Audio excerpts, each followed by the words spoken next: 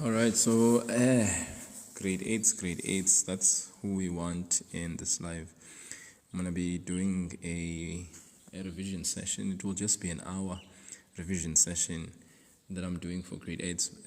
Grade 8s for me are writing tomorrow. So I just need to have a time to actually go through some of the things that are very important as far as their paper is concerned. So Joy, what about grade 9? When are you writing grade 9, Joy? Everybody's wanting a piece of the section and the segment, So what about grade 9? I'll do grade 9 later on today, Joy, okay? Yeah, so let's plan on it. Grade 9 I'll do later. Just need to do an hour session with the grade 8s right now, and then I'll do grade 9 later on today. Okay, so let's bank on it. What time would be good for you, Joy, for grade 9 later on today? Maybe you can respond. Whilst you gather your response, I'm just going to start going through. There's a paper that I posted on the page that is basically a grade 9 past paper from last year. And it basically, covers certain aspects. So I'm going to look at those aspects as per the paper from last year. I hope that makes sense. And hopefully as I go through the paper from last year, then we can sort of see if there's any questions that people have. So this is a grade 8 session. I'll be having a math session with the grade 8. So anyone who's in grade 8 is more than welcome to join the live and be able to benefit from it. So let us kick this off and kick it running really fast. So we're going to start at the back of this paper that I have. The memo is already there, guys. It's already there. So you're writing on the 22nd and the 18th. That's grade 9, ne, Joy? All right. Bye.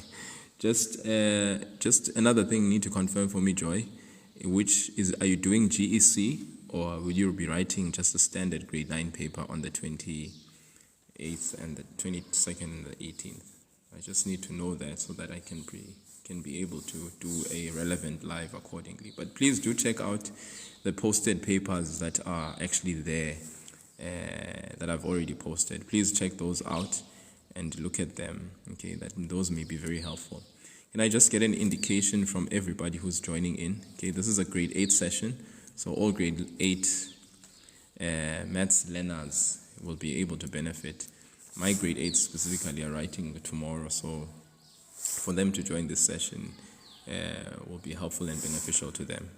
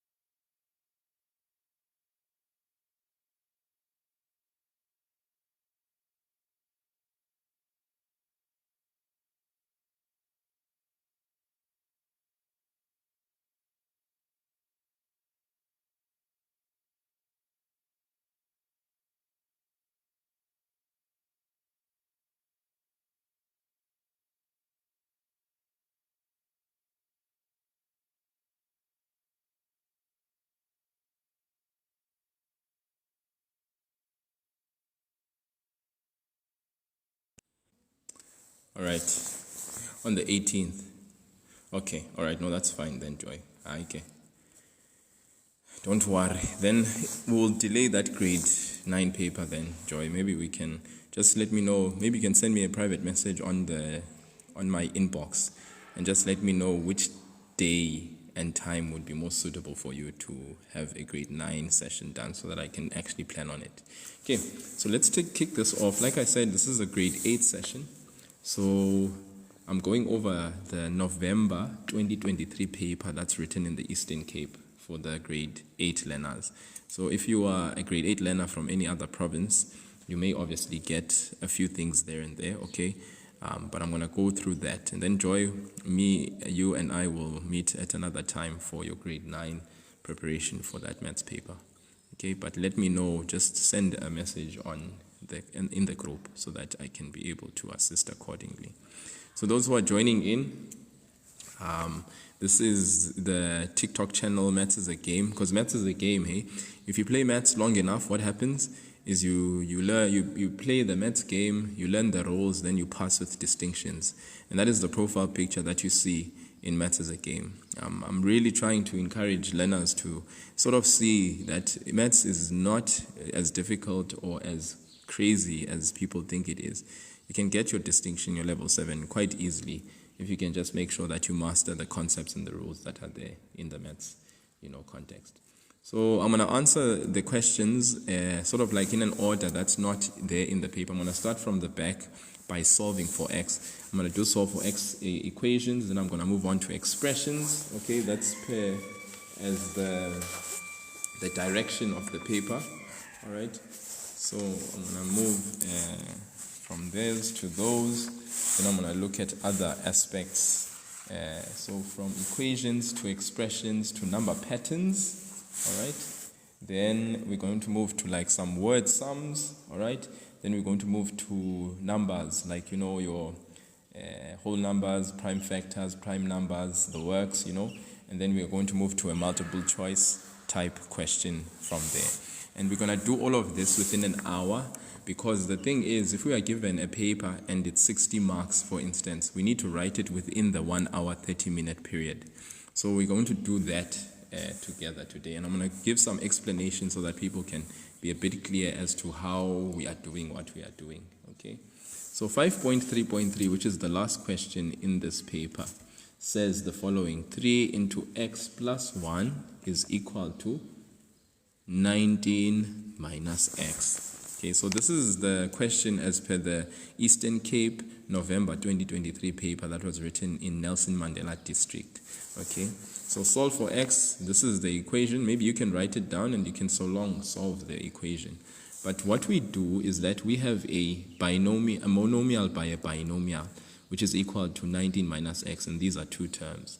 So what we can see here is that we can distribute this 3 to the x and to the 1. And we do that using multiplication of the sign, then multiplication of the number 3 and the coefficient 1, which is there, and then multiplication of the letter.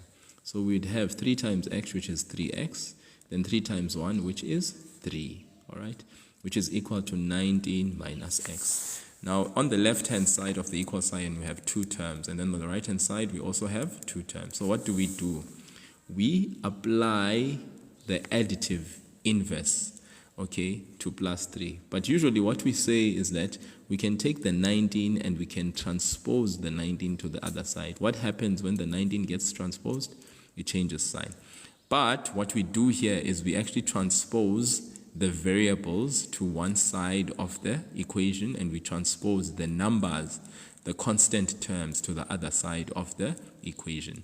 So 3x will be joined by this negative x, but when we transpose negative x, it becomes positive x, which is equal to 19. Then the positive 3, it joins its like term on the right-hand side. And when we transpose the positive 3, we move it over to the other side, it becomes negative 3. It's kind of like this is like, 3x plus x. If we add those like terms, we get 4x. Then 19 minus 3 becomes 16. Now we have 4x, which is isolated, and 16, which is isolated. Then what we do is we want to solve for x. What we do is we divide both sides.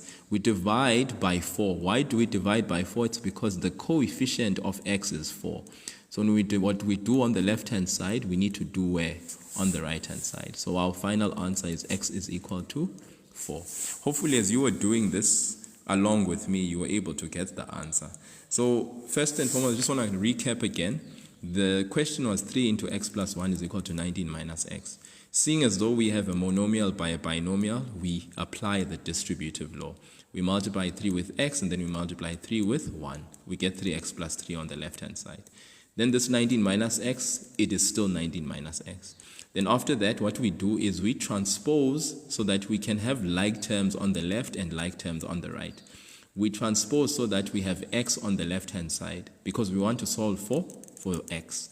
We transpose the minus x. When it crosses over to the left-hand side, it becomes positive x. Then we transpose the positive 3. We transpose it to the right-hand side. It becomes negative 3. Then after that, we add the like terms, 3x plus x. Remember that there's a coefficient x of 1 there before x. So when we are adding like terms, what do? We keep the variable, we add or subtract the coefficients. So 3 plus 1 is 4, but the variable x stays the same. 19 minus 3 is 16. And after that, we divide both sides by the coefficient of x, which is 4, both sides, and then we get an answer, which is x is equal to positive 4. Hopefully that explanation sits, it stays, you keep it there. You need to know how to solve for x for an equation of that nature. Let's move on to the next question that was there, all right, or that we can have. So let's just say 5.2.3, 3x plus 1 is equal to 3. You can write that down, and hopefully if you're already on the dial, you can go ahead and solve for x for this question. So we have 3x plus 1 is equal to 3. So as we can see, how many terms on the left? We have 2 terms because terms are separated by a plus or a minus sign. On the right hand side, we have 1 term. But our variable, which we need to solve for, is here next to this coefficient, which is 3. So it's 3x. And then we have plus 1. So we can keep 3x on the left hand side. And then this plus 1, what happens to it? It crosses over to the right hand side. When we transpose plus 1 to the right, it becomes 3 minus 1. Okay. Then we have 3x isolated. What's 3 minus 1? 3 minus 1 is equal to 2. Then after that, what do? We divide both sides by the coefficient of x, which is 3. We get an answer, which is x is equal to 2 over 3. Okay. Now, in the previous question, we got an answer that was a whole number. But now, for this particular question, 5.2.3, we get an answer that is a fraction. It's possible to get an answer that is a fraction. And maybe some of you are like, but don't we always get a whole number as an answer? No, sometimes it's possible for us to get an answer that is a fraction. As you can see, when we transpose the plus 1 to the other side, became minus 1. 3 minus 1 is 2. Then what we do here at this stage is we apply the multiplicative inverse. We divide by the coefficient of x, which in this case is 3, and then our final answer is and when we divide by 3 on the left, we do that on the right, and we get x is equal to 2 over 3, which is our answer. Okay, so hopefully that is very clear, and that is, yeah, it's starting to kind of like make sense how it is that we solve for an equation when it is given to us. All right, let's move right along. 5.3, 5.2.1. Okay, this was, 5.3.3, 5.3.2, and this is 5.3.1. So we're kind of like going backwards. The next question, according to what we have here, is a question that says x over 2 is equal to negative 10. Now, what's very important to note is that if I was to ask you guys, what is the coefficient of x? Very interestingly, what would you guys say is the coefficient of x? Remember, the coefficient we usually say is the numerical value that is next to x. So what would you say is the coefficient of x for my here? What is the coefficient of x? Anyone who could answer the question as to what is the coefficient of x for this side?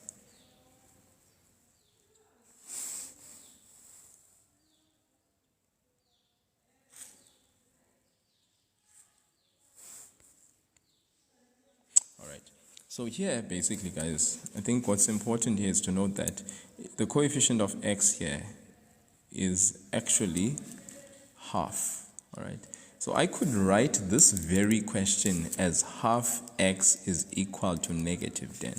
And I think that's the interesting thing, is that the coefficient of x here is not 1, but it's actually 1 over 2. So if I say x over 2 is equal to negative 10, it's the same thing as saying half x is equal to negative 10. All right. So when I'm in this position, if I was given the question in this format or in this form, half x is equal to negative 10. All right, obviously I would divide both sides by half. All right, okay. In the same vein here, I'm sure some of you, when you have x over 2 is equal to negative 10 in this way, you guys know that what you can do here is you can actually multiply both sides by 2 over 1. What you do on the left, you do on the right. Why do we multiply by 2 over 1? It's because we want to cancel out the 2 that's in the denominator. Hopefully that makes sense. So then you get x is equal to, because that 2 and that 2, when you cancel, that leaves you with 1 and 1, which leaves you basically with x times 1, which is x, and then minus 10 times 2, which gives you negative 20. Hopefully that makes perfect sense. All right. In the same vein, let's say you had half x is equal to negative 10. Now, obviously, what we tend to do here is that because the coefficient of x is half, we're going to divide both sides by a half. Does that make sense? So the half and the half cancel each other. We're left with x is equal to, in the negative 10, if we write negative 10 divided by a half, this is the same thing as saying negative 10 times 2 over 1. And obviously, negative 10 times 2 gives us negative 20. Now, I'm sure you guys can see, all right, what it is that you can see. X over 2, we times both sides by 2 over 1. Why do we times by 2 on the left? It's because we want to get rid of this 2. But when we multiply by 2, we multiply by 2 over 1. This 2 is in the numerator. Why? So that this 2 and this 2 can cancel out, because we want to isolate x so that we can really solve for x. But if you multiply by 2 over 1 this side, you need to multiply by 2 over 1 on the other side. And obviously the multiplication of negative 10 times 2 gives you negative 20. This x is the x value that we wanted to solve for. And even if you take this negative 20 and you substitute it back into the original equation, you find that negative 20 divided by 2 really does give you negative 10. All right. I mean, you could always check all of these answers. Just take this 2 over 3, substitute it back into the original equation and see if it satisfies the equation. You could take this 4, substitute it back into the original equation and see if it satisfies the equation. So here, all right, I said x over 2 is the same thing as half x is equal to negative 10. All right, because here we would times both sides by what?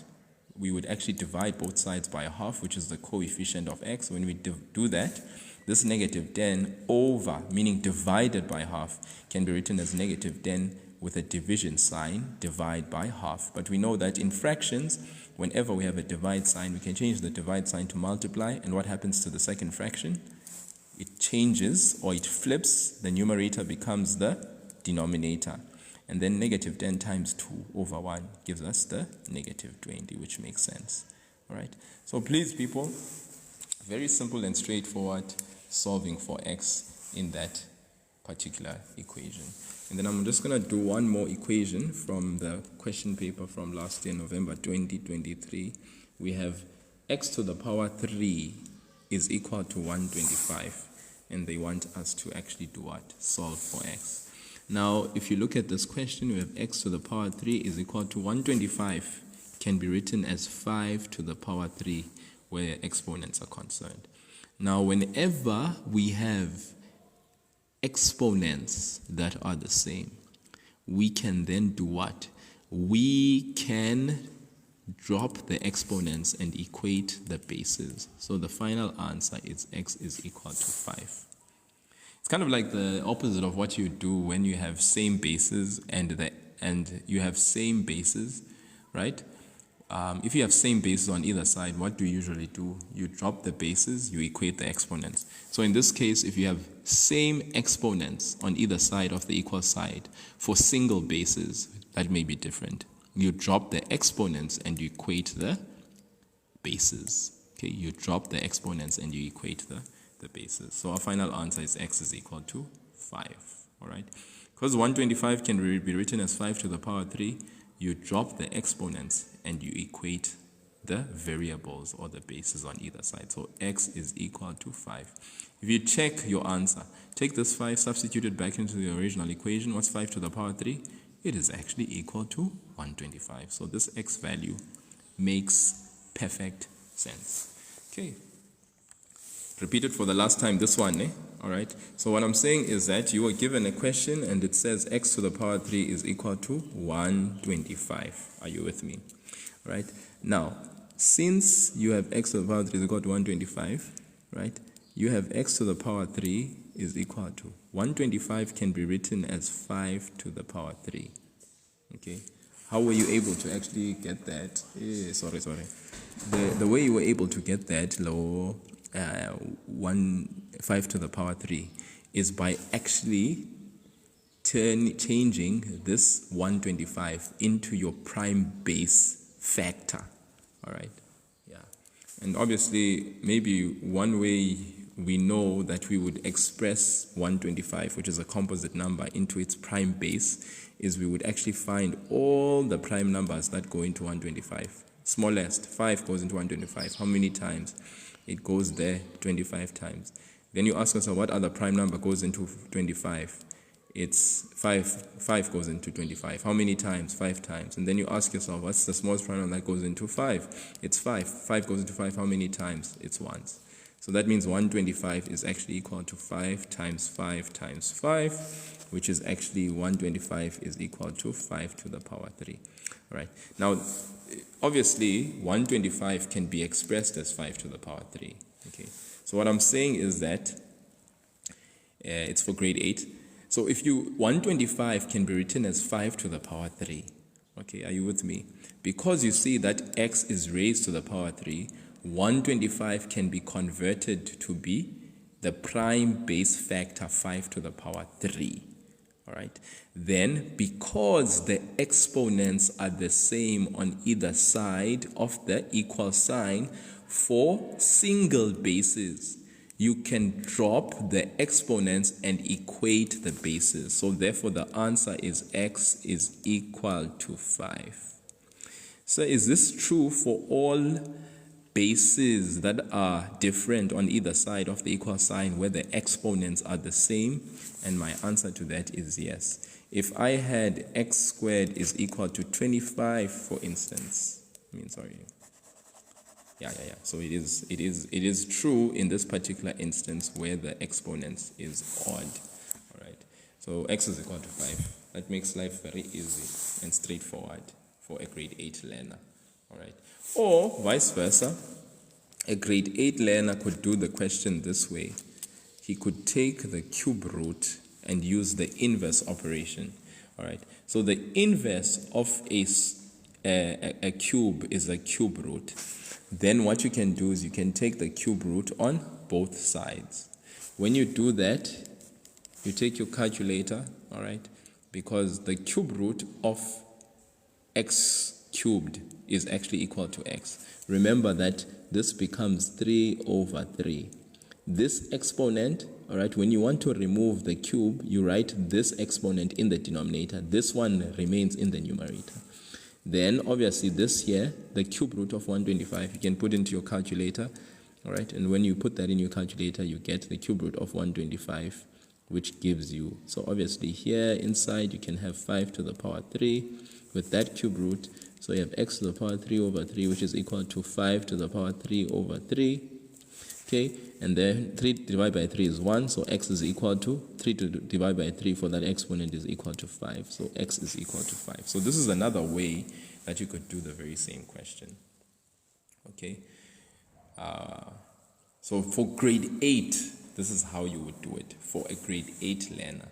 And Refilo, you're asking when the exponents are not the same, then you cannot apply the rule that I had just spoken about of dropping the exponents and equating the bases, because this only applies when the exponents are the same. Okay, so hopefully that answers that question, Refilwe. Okay, very nicely and very easily. Okay, let's move right along.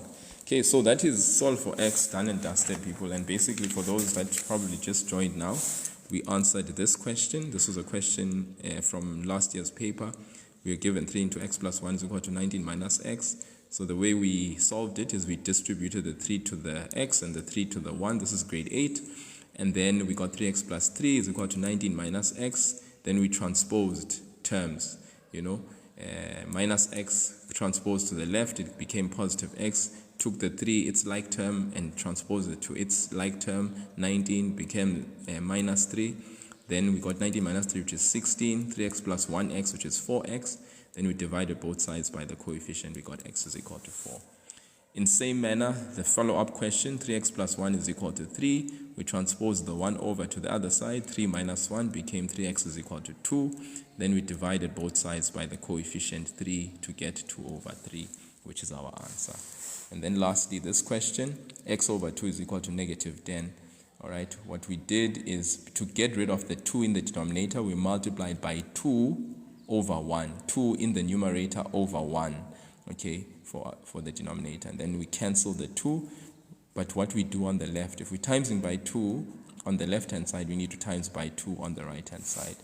So that leads us to an answer of x is equal to negative 20. All right. And then I actually then supported the idea that x over 2 is the same thing as half x is equal to negative 10. This one, if you have half x is equal to negative 10, you would divide both sides by the coefficient, which is a half. But what you do on the left, you do on the right. So you divide by a half on this side too.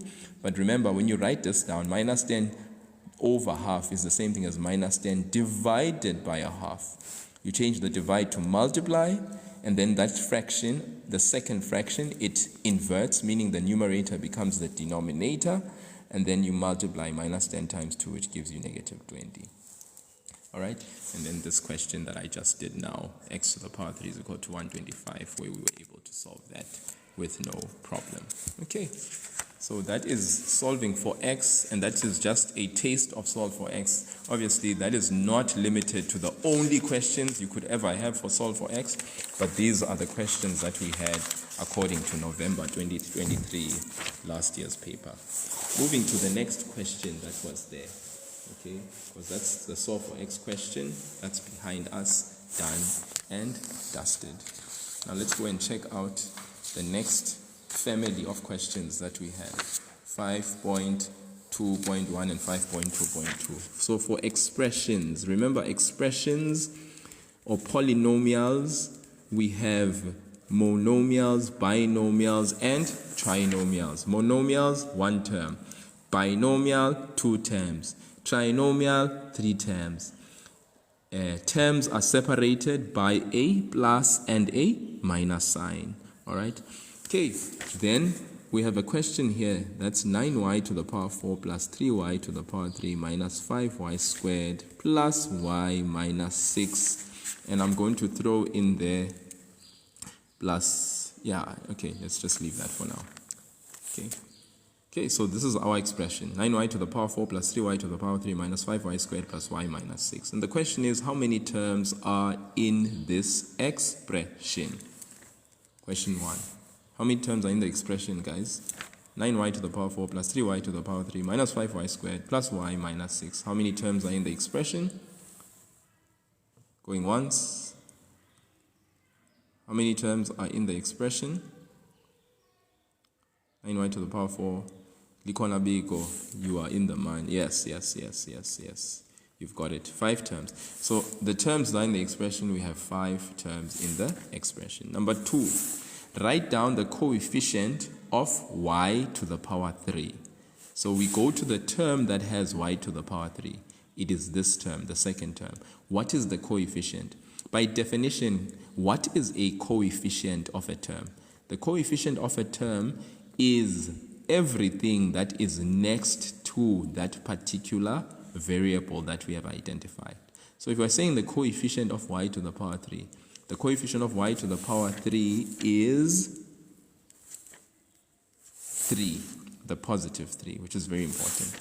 Very good, Kanya. 3, give the value of the constant term. So in this expression, what is a constant term? A constant term is a term that does not have a variable. At least it does not have the main variable, which we seem to see here is y. Okay, that is the main variable. So which term here does not have the main variable? Okay, it is definitely, thank you so much, Ling, you were very good, and Likona as well, very good, and Kanya, very good, guys, you are answering, actually Kanya, answered the previous one, which was great. And then, yeah, Hlengu and Likona, you're correct. The constant term of the expression is -6 because it is the only term that does not have a variable. Question 4. Write down the degree. SM Crazy, very good. Write down the degree of this expression. What do we mean by degree of the expression? By degree of the expression, we mean the variable that has the highest exponent. In fact, the highest exponent that we are able to see in the expression. What is the degree of the expression? Okay, so in layman's terms, what is the highest exponent? That's what they're asking for. Very good. Yes, sir? You can say it is 4, or you can say the degree is 4. Okay? Please, people, they say write down the degree of the expression. You can just say 4, or you can write down and say the degree is 4. Okay? Yeah.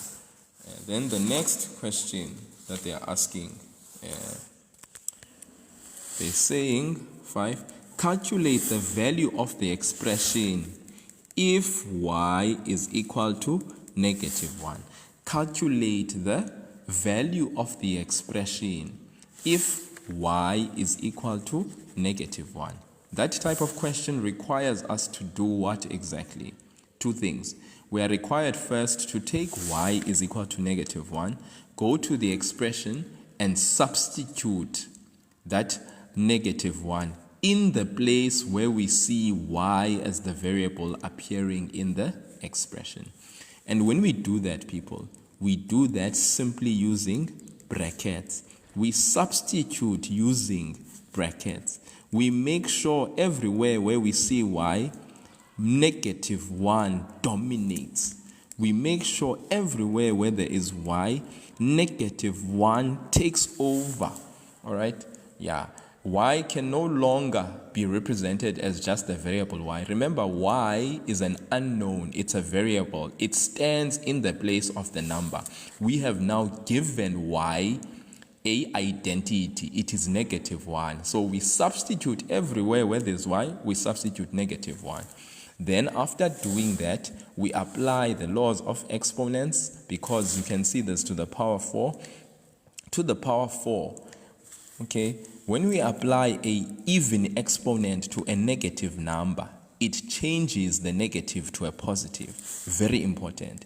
When we apply a even exponent, remember an even number, okay, our even numbers are 0, 2, 4, 6, 8, 10, 12, and so it goes, guys. Those are even numbers. So if we have an even exponent, when it is applied to a negative sign, it becomes positive. So we have positive what? What's 1 to the power 4? It's 1.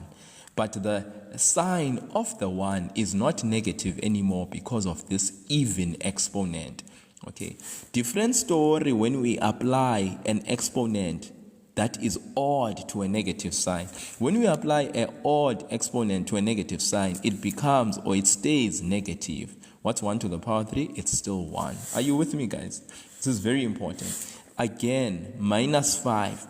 When we apply an even exponent to a negative sign, it changes the negative sign to positive. That's why we have +1. Then positive, we have this bracket, it's -1, and there's no exponent. The hidden exponent is 1, but that 1 obviously has basically no effect. Well, it's odd, right? So it doesn't affect the negative sign. Just like an odd exponent to a negative sign does not affect the negative sign. It stays that way. The odd one makes the exponent negative stay the same. -6. Okay. Maybe some of you will be asking yourselves, why didn't I take this 9 and multiply by the -1? Grade 8, Notando. Why didn't I take this 9 and multiply with this negative? It's because bad mass does not allow it. Bad mass? Yes, bad mass. Not bod mass, bad mass. Whenever I multiply, or whenever I perform operations where there's different operations to an expression, I apply bad mass, meaning brackets first, then exponents. So that's why exponents are receiving the priority of me applying the exponent to each bracket. Are you with me? Then after that, After brackets and exponents follows division. There's no division here. After that follows multiplication. Now the brackets here mean multiply. Now I can multiply the 9 and the 1. That gives me 9. All right. Then positive 3 times negative 1 gives me negative 3. So I have 9 minus 3. Then minus 5 times positive 1, that gives me negative 5. Then positive 2 times negative 1, that gives me negative 1. And then the minus 6 at the end. Then last but not least, after multiplication follows addition and subtraction. There is subtraction here. So 9 minus 3 is 6. 6 minus 5 is 1. 1 minus 1 is 0. And the final answer is negative 6, as the Konabiko has indicated. Good job, guys! You all deserve a freaking amazing round of applause. Woo!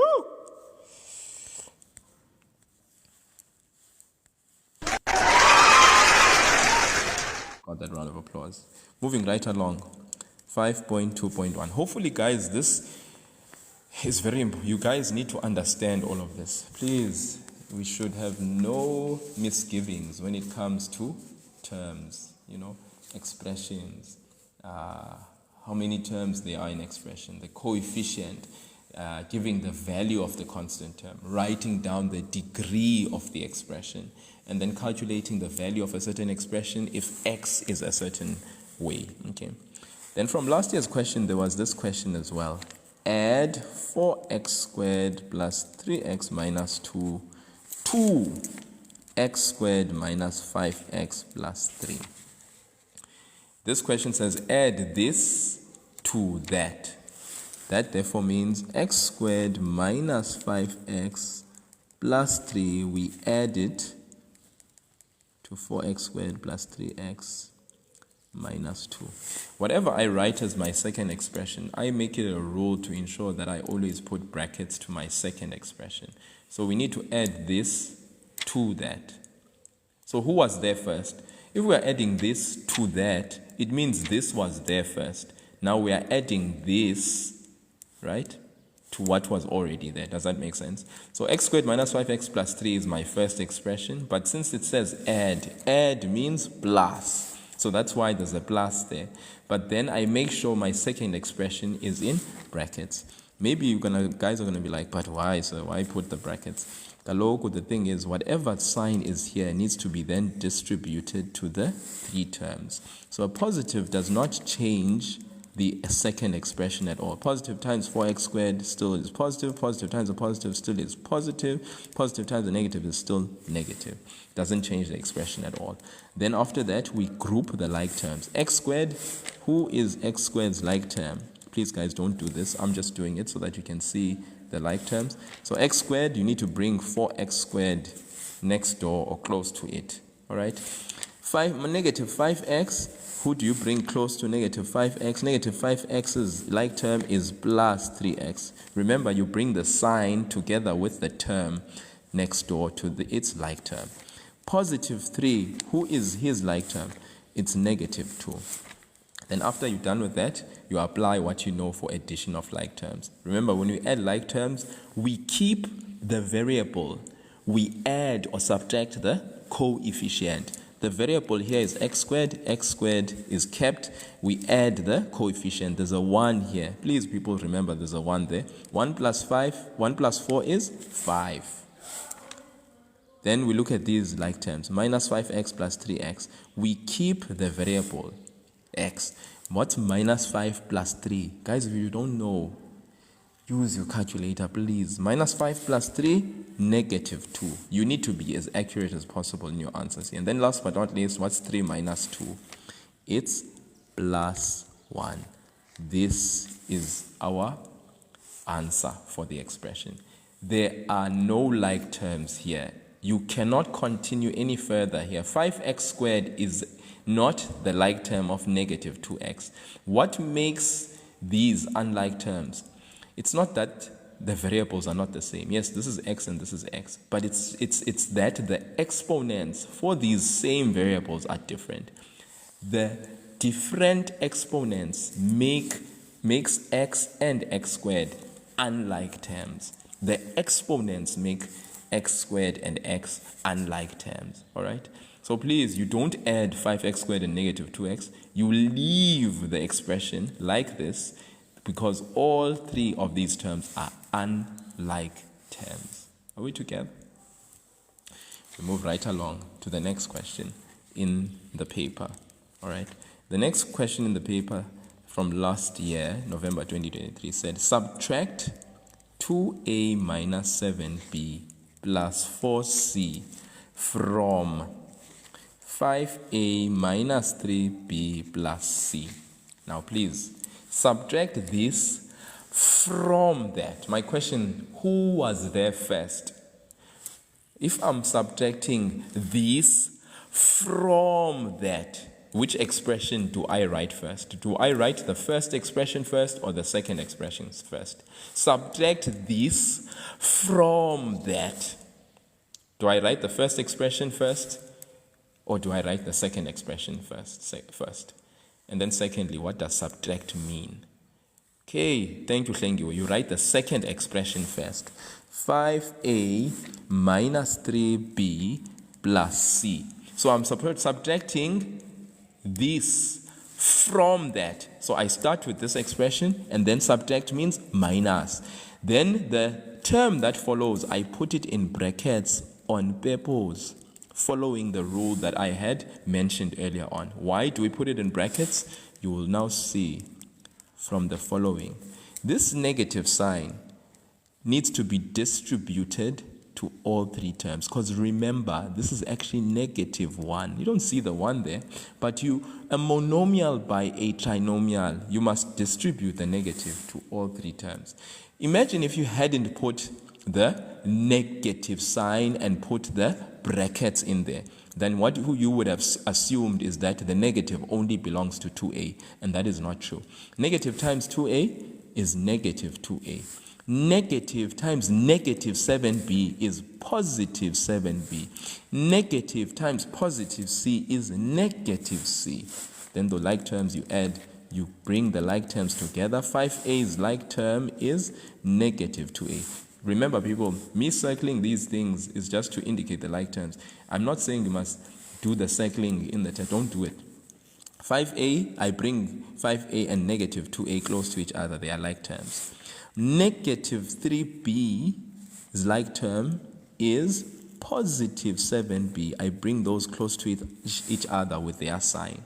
And then plus c's like term is negative c. Then final answer. 5a minus 2a, keep the variable. What's 5 minus 2? It's 3. Negative 3b plus 7b, keep the variable. I subtract the coefficients. What's negative 3 plus 7? If you don't know, use your calculator. It's plus 4. Then last but not least, c minus c gives us 0. In fact, it's 0c. So final answer, 3a plus 4b. Guys, simple, straightforward. Be careful, all right? Make sure that the second expression always has a. And I repeat, make sure the second expression always has. Oh, did I make a mistake here? 2a minus 7b plus 4c. Oh, yes, I did. Thank you very much, guys. What a mistake. Now, if I make a mistake, guys, that should send red flags for you that, okay, if the teacher can make mistakes like this, if I'm careless, I could well make the same mistake. So please, guys, right? You see what I did? When I wrote down my expression, I didn't even care to check if the expression I've written down is the same expression I had heard when I had the question. So please, something to be always careful of when you are doing problems, okay? So that I'm going to omit this, is to just make sure that when you write down something, you write it down the way that you saw it. So thank you so much, Simpiwe and Daba. You are amazing. You're a phenomenal person. Okay, let me just, here we go. You are literally the champ. Know what I mean? Okay, so let's go back. Okay, let's make sure, guys, that when we write down something, we have written it down the way we saw it in the paper. You know, it may happen that if you're not concentrating on what you're doing, you could make the mistake that I just did, okay? So I'm very sorry about that mistake, but it is a mistake. It is an error, but let's make sure that we don't make it. If I was able to do it, that just means that you should steer clear away from it. So negative 1 times plus 4c times the negative plus 4c gives us negative 4c, because the negative times the positive is a negative. So it would be c minus 4c, which means, in other words, the coefficient, so we keep the variable. The coefficient is 1 minus 4, which gives us negative 3. So the final answer would be 3a plus 4b minus 3c. Thank you so much, Simpiwe Ndaba. What grade are you in, Mr. Ndaba? And have you written yet the paper? Okay, let's move right along then. Okay, so that's done, dusted, finished, complete 5.2.2 of last year's November 2023 paper for expressions. Right, let's move on then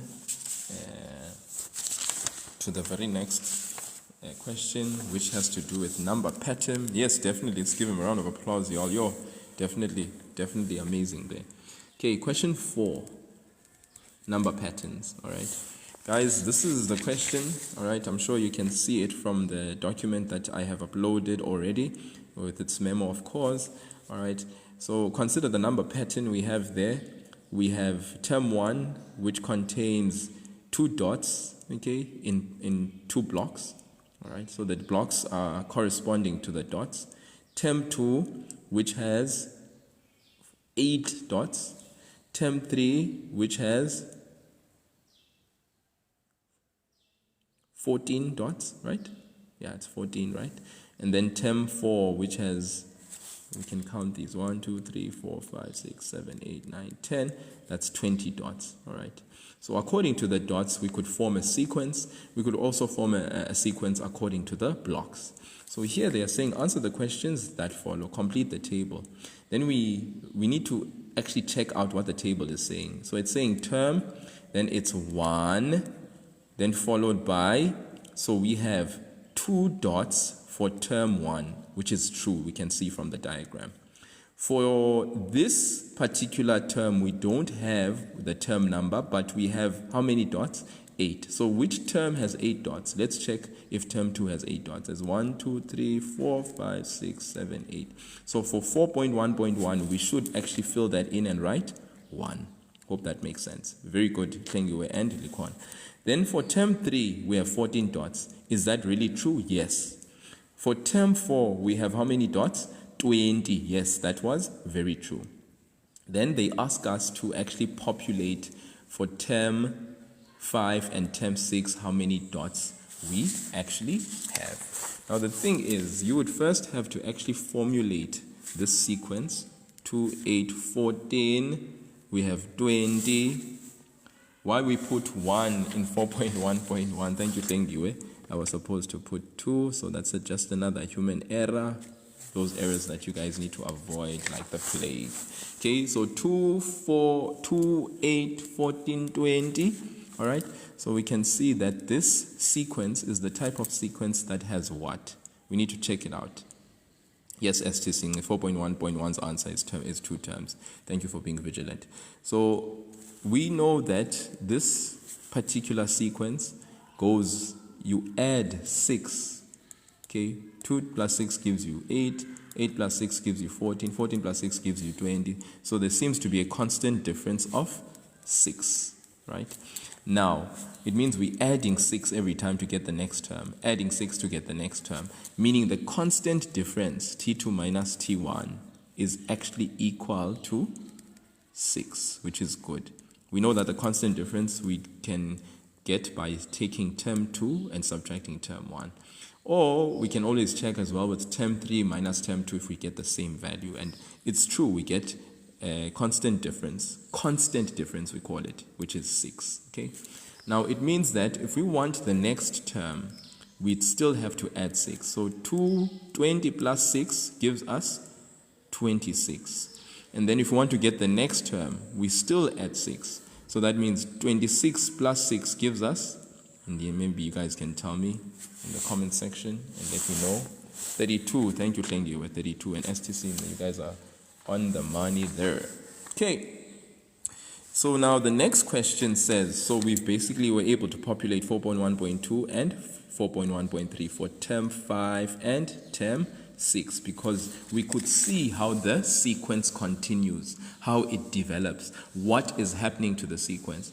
If it has a constant difference, which in this case it does, because remember, that's the number patterns that we have do not only always have a constant difference. Some patterns have a constant ratio and some patterns are formed in another way. We just need to always check how is the sequence formed.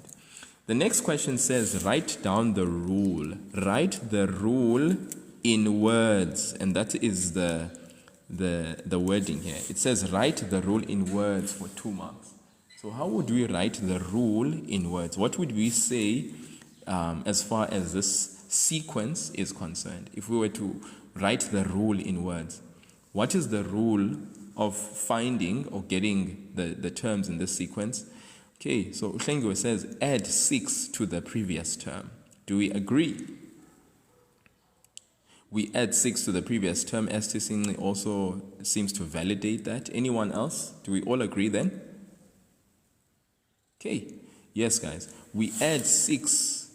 Yeah, we constantly add 6, Junior says, very good. So we constantly add 6 to the previous term to get the next term. So for this one specifically, we added 6 first to 2 and to every other previous term to get the next term. So if you say add 6 to the previous term,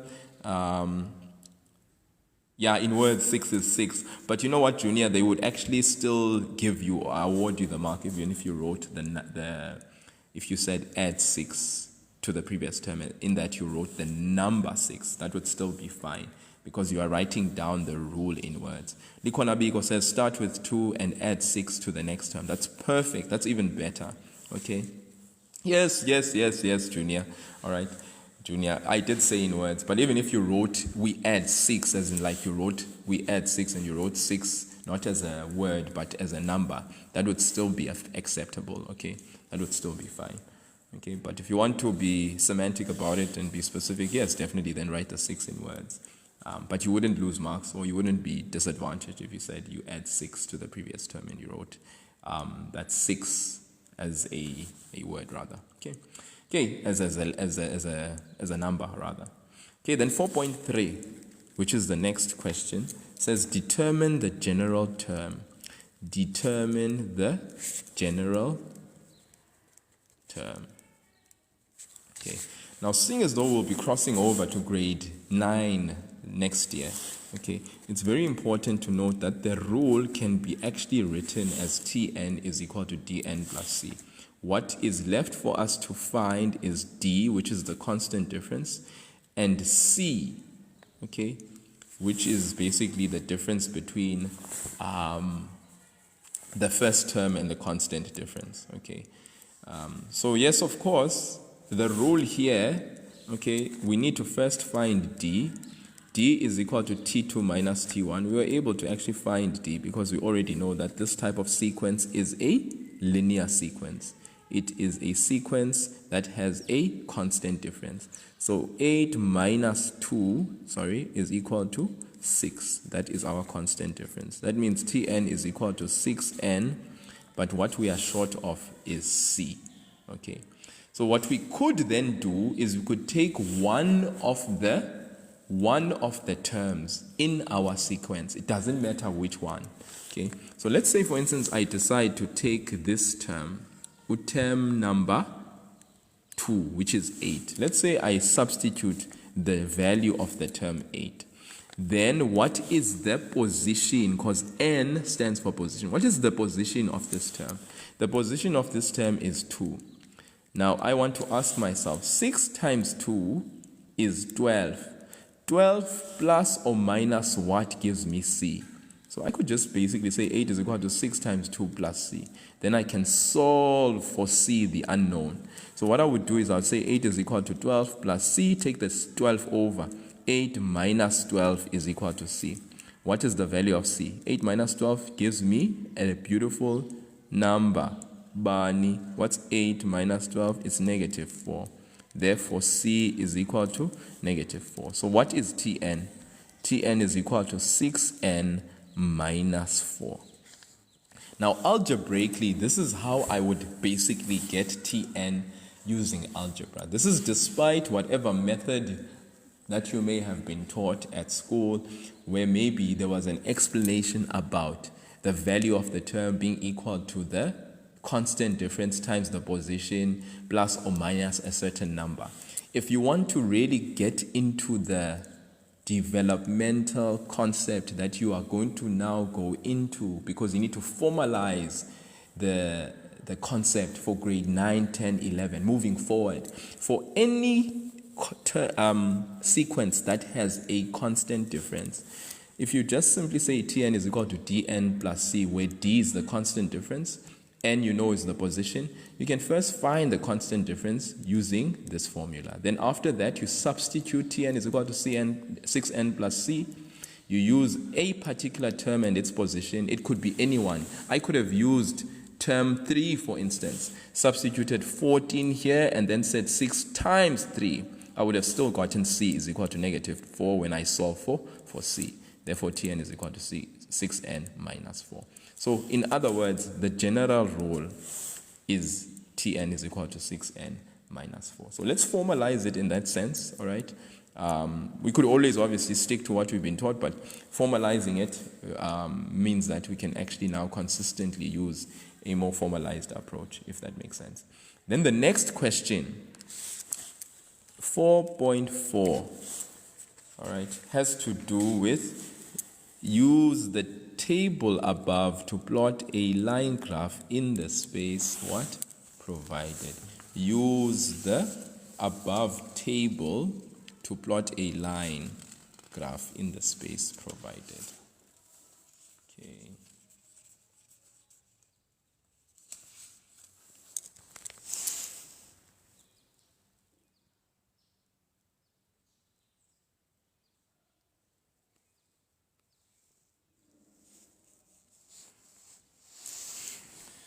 Okay, so here in this case, remember term 1 is here, is equal to 2. So we have in the y-axis the number of dots, in the x-axis the terms. Term 1 is equal to 2. So because 2 number of dots, there are 2 dots for term 1, this is where these two meet. They meet here.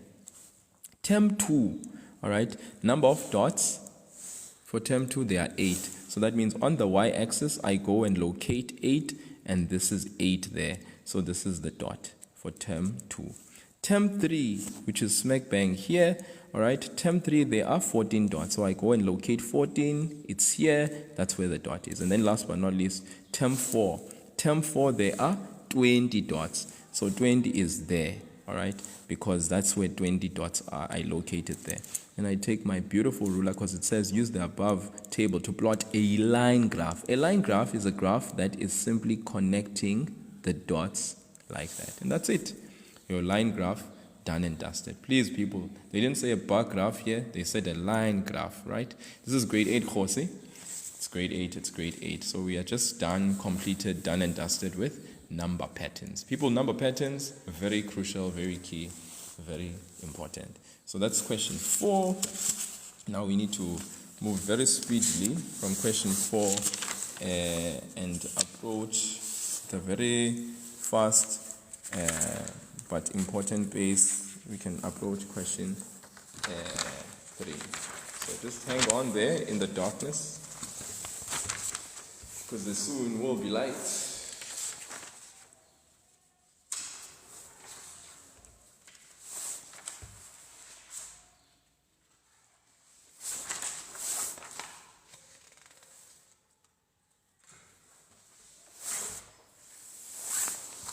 Okay, the next question in our paper here, all right, has to do with numbers. So we are supposed to study the following numbers and write them next to the correct description. Okay, So hopefully you guys can see the numbers. Sorry, I kind of already populated this thing. Study the following numbers and write them next to the correct description. You have 2, 4, minus 5, 2 over 3 is 7, 24, and 1 over 4. And the first question is you need to write the prime factors of 14. Remember, people, prime factors would be the factors of 14 that are prime numbers. It wouldn't be all the factors of 14. It would only be the factors of 14 that are actually prime numbers. So you could list the the factors of 14. We have 1, we have 2, we have 7, we have 14. But out of 1, 2, 7, and 14, which numbers there in that list are actually prime numbers? 1, 2, 7, and 14. Is 1 a prime number? Definitely not. 2, is it a prime number? Yes, it is. 7, is it a prime number? Yes, and definitely it is. 14, is it a prime number? No, it isn't. So in this list that you see here above, which numbers represent prime factors of 14?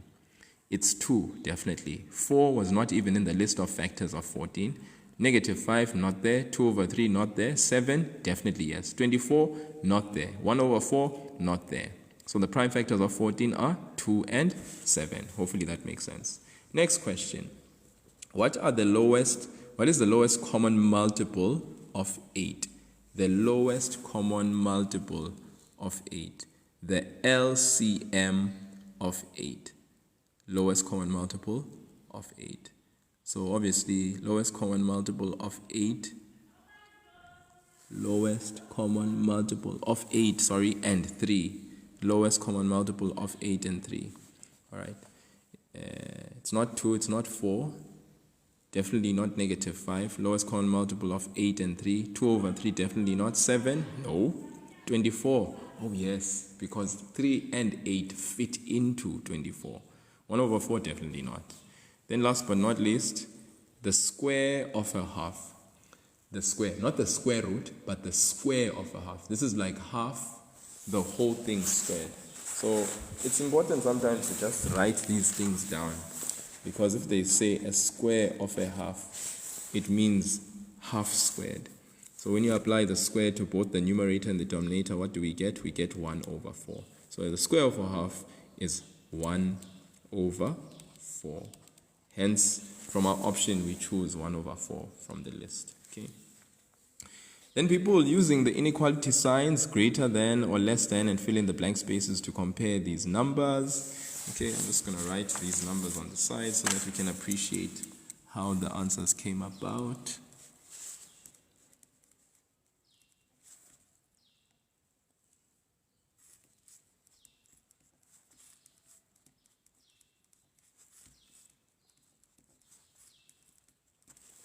Okay, here we are, guys. Greater than, less than for this, okay? If we are supposed to say greater than or less than, minus 12,050 and minus 22,510, which one is greater than the other? Remember, the mouth is always open towards the big number. So this, if we use this sign, it means we're going to open the mouth, we're going to eat the big number. Or if we say we open this side, it means we're going to eat this number because it's the bigger. So between these two, who's big? They are both negative numbers, remember that. So which direction or which sign would we utilize? Which symbol? Negative 12,050, is it greater than or less than? Okay, I see there are 3 people that all answered resoundingly, it's greater than. You guys are right. Okay, yeah. Remember, with them being both negative signs, it's negative 12,050, which is greater than negative 22,510. Okay.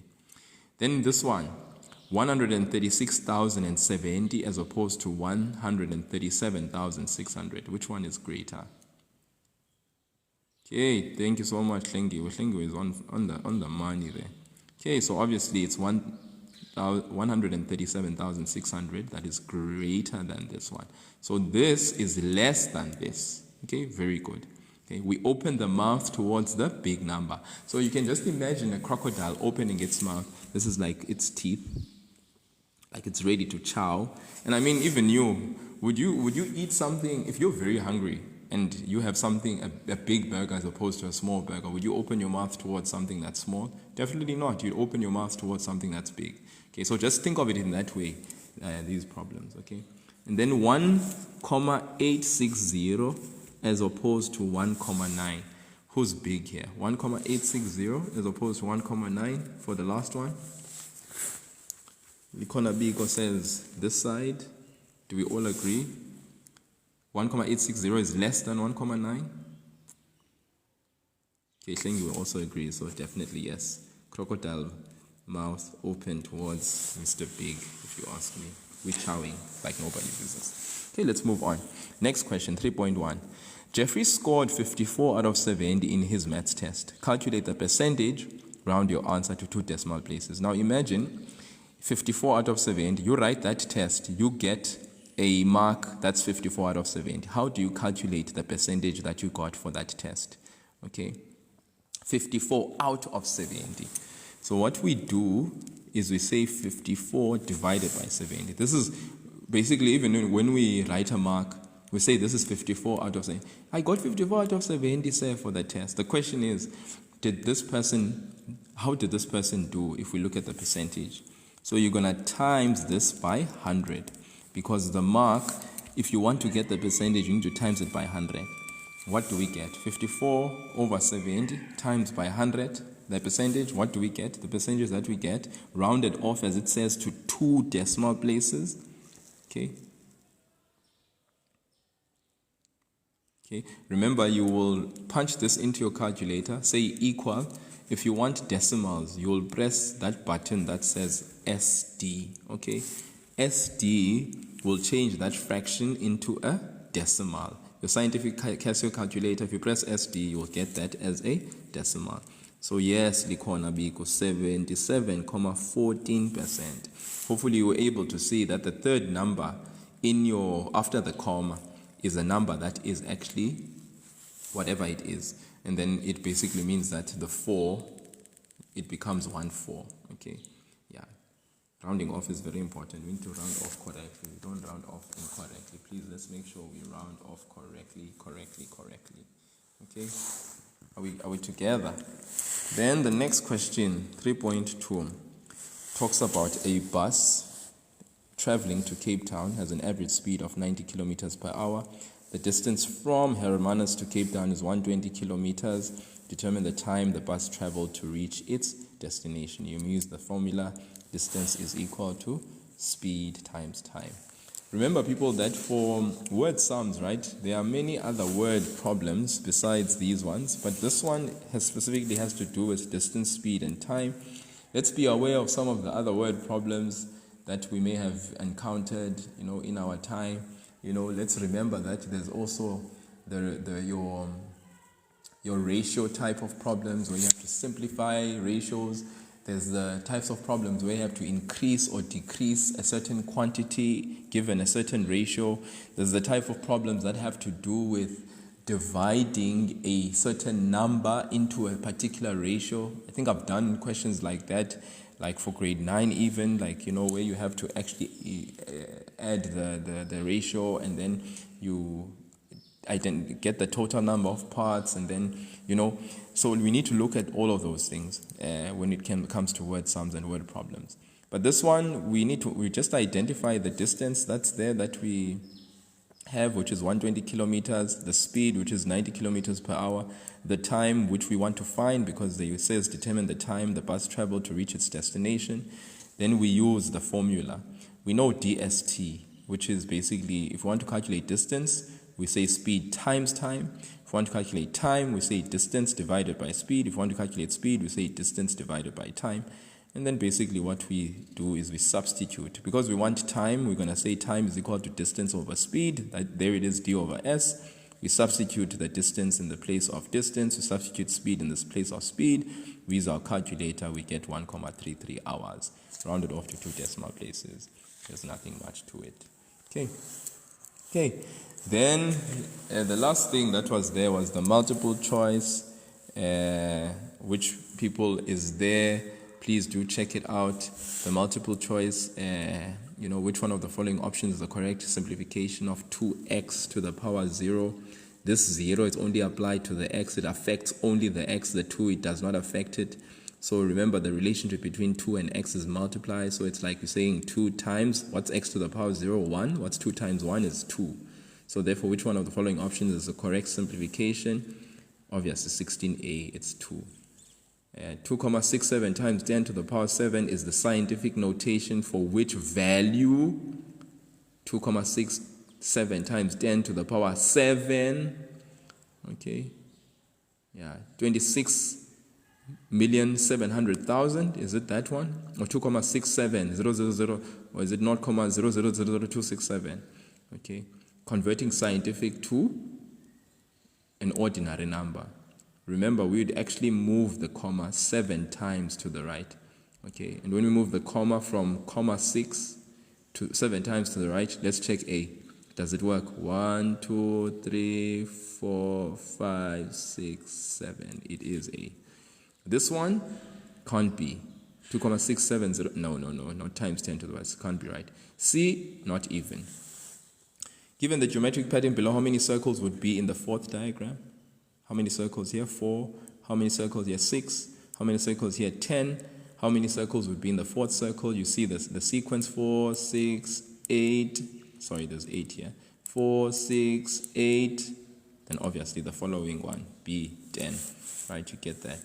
School has 200 grade 8 learners. There are 80 boys, 20 girls. Choose the correct simplified ratio of boys is to girl.